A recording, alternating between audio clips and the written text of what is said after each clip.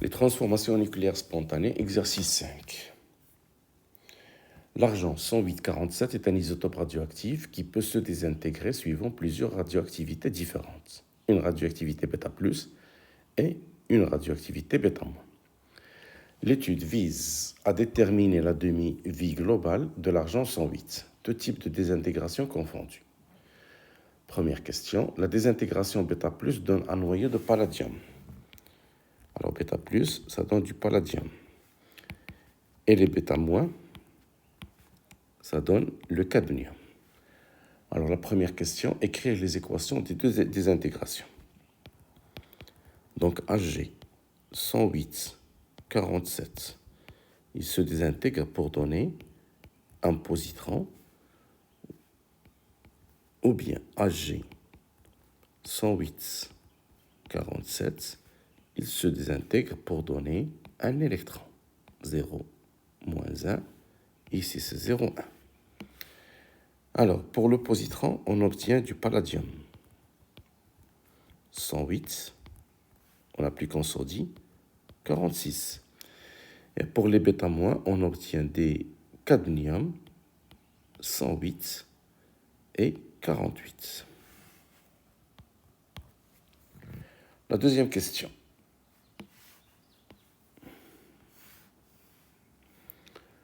Alors la deuxième question, donnez la définition de la demi-vie radioactive.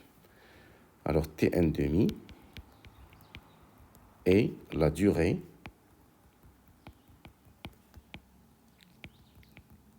au bout de laquelle la moitié de la quantité initiale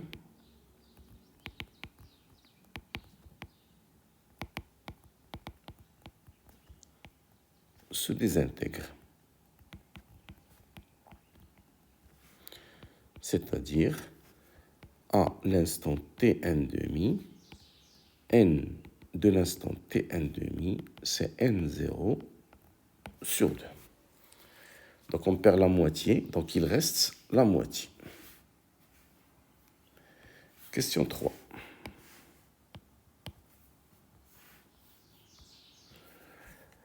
Un échantillon contenant 10 puissance 23 noyaux radioactifs de Hg 108. À l'instant égal à 0. C'est le nombre de noyaux initial. Soit N le nombre de noyaux radioactifs à la date T.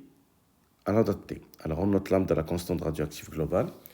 Donner l'expression de N en fonction de N0, lambda et T. Alors c'est la loi de décroissance radioactive. Alors la loi de décroissance radioactive. N égale à N0 exponentielle moins lambda fois T.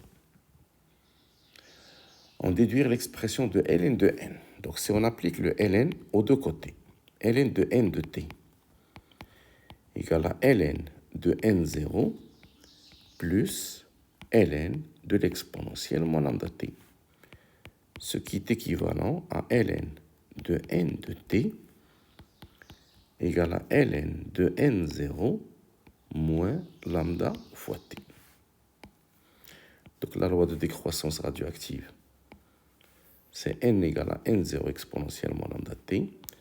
Alors en fonction de ln, on obtient ln de n égale à ln de n0 moins lambda fois t. Alors question 4.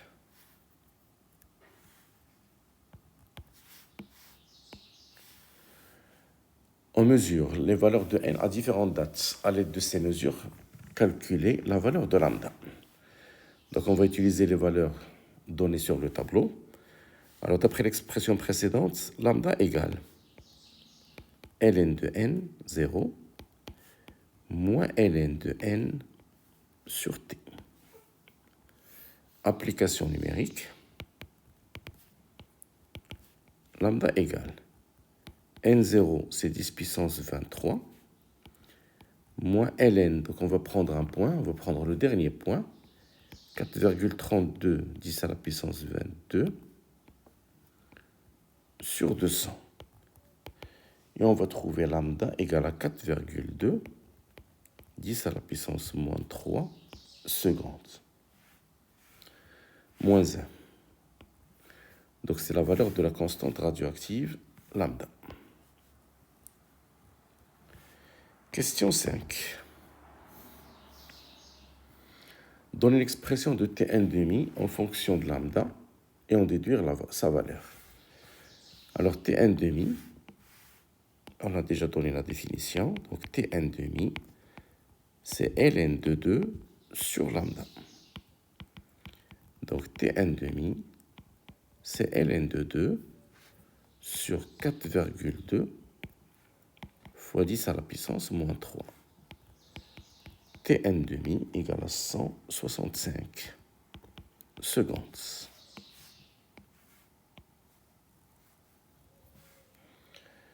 Question 6. On mesure le nombre d'électrons émis et le nombre de positrons émis pendant une durée très petite, devant la demi-vie. Le rapport égale à 0,62. Donc n d'électrons sur n de positrons égale 0,62. Alors, montrer que toute la quantité initiale d'argent Hg108 s'est désintégrée. Alors, question 6.1. La quantité restante de Hg. La quantité restante de Hg, c'est la quantité initiale exponentielle moins lambda fois t. Donc, c'est 10 à la puissance 23 exponentielle moins lambda qui est égal à 4,2 10 puissance moins 3 seconde moins 1 fois 24 heures qu'il faut convertir en secondes. Et on obtient 0. Donc, il ne reste plus de Hg.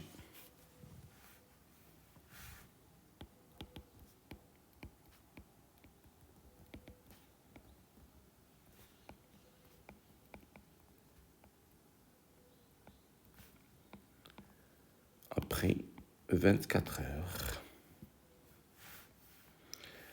Alors, la deuxième question, question 6, 2. Déterminer la masse de l'échantillon après 24 heures. Alors, pour le calcul, on néglige la masse des électrons. Donc, la masse de l'échantillon est formé par du cadmium et du palladium. Donc, la masse de l'échantillon, c'est la masse du palladium plus la masse du cadmium.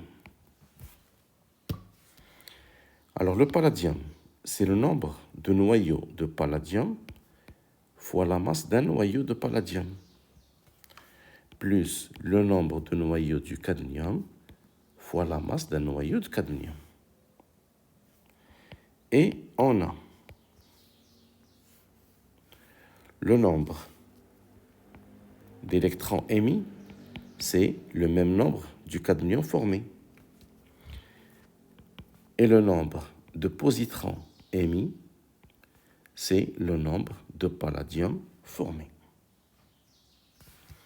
Donc, n du cadmium sur n du palladium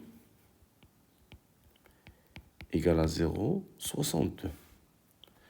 Ce qui va donner le nombre du cadmium formé, c'est 0,62 fois n du palladium formé. Donc c'est la première relation qui relie entre le cadmium formé et le palladium formé. Et on a aussi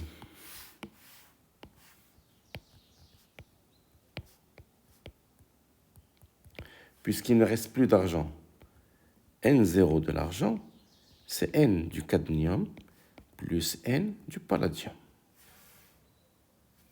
Donc c'est la deuxième relation entre les nombres de particules formées. Alors si on réalise une substitution, on obtient N0 égale. Donc on va remplacer N cadmium par 0,62 N palladium plus N palladium, ce qui est égal à 1,62 N palladium. Donc, N palladium égale à N0 sur 1,62 et N cadmium, c'est 0,62 N palladium. Ce qui est équivalent à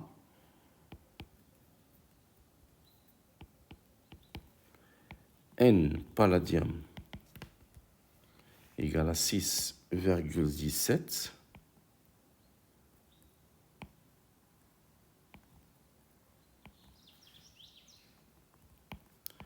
10 à la puissance 22 noyaux et N du cadmium égale à 0,383 10 à la puissance 22. Voilà, c'est le nombre de noyaux formés. Alors comme ça, on peut calculer la masse. Donc, la masse de l'échantillon, c'est la masse du palladium, c'est 1,80808. 10 à la puissance moins 25. Multiplié par le nombre de palladium, c'est 6,17. 10 à la puissance 22. Plus la masse de cadmium qui est égale à 1,80804. 10 à la puissance moins 25 aussi, en kilogrammes. Multiplié par 0,383, 10 à la puissance 22.